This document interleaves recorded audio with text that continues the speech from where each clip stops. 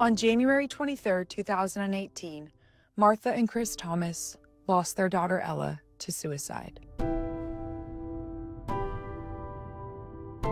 I couldn't imagine losing two kids. I was barely standing after losing one. That day, Solomon Thomas also lost his sister and best friend. Looking back, it doesn't really feel like I got through it. It just felt like I was just surrounded by, a bunch of darkness and like just trying to understand what life was anymore. Yeah, just some of the worst weeks and months of my life. The months that followed only got harder. I wouldn't talk about it with anyone, to be honest, just because I just didn't want to talk about the pain. I had so much anger, confusion inside of me, and I just didn't want to talk about it. All the thoughts in my head, how deep and dark they were, and then just on top of that, this contradictory feeling of like I'm in the NFL, third pick in the draft. I'm somehow supposed to be happy, but also I'm feeling all these things. Martha knew her son needed help. I was petrified that we were going to lose him too. She reached out to the 49ers, where Solomon had just finished his rookie season. One morning in the cafeteria, my general manager, John Lynch, came to me and he told me, "Hey, Solomon, if you need help, we got your back." And for me, that just gave me like permission to go get help. From then on, was going to therapy and learned how to deal with my grief. He used his pain and his platform to change how mental health is viewed in the NFL and beyond.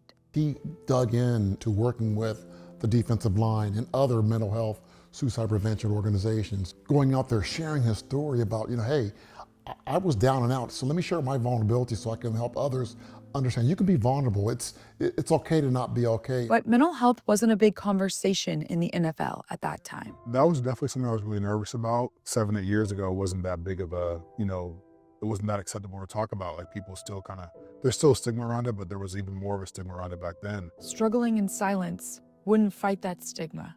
Instead, Solomon's strength did. Hundreds of people saying, thank you so much for the story. Like I've lost my brother and sister to suicide. I lost my friend.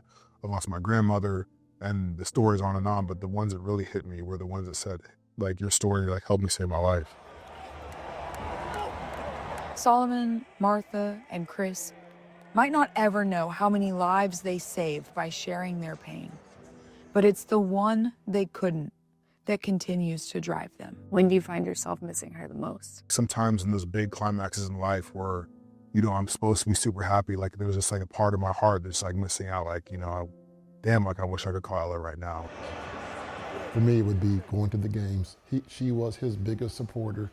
You could hear her above everybody else. Now a Dallas Cowboy, she would have gotten to cheer him on for their hometown team. Just the theme of being back home has really hit me, just back to where, I grew up in Coppell, where me and Ella had all these memories. And part of that is, including Ella in that, including what Ella thought of me, gonna continue to lean on that and just carry it with me. Do you ever find yourself asking why?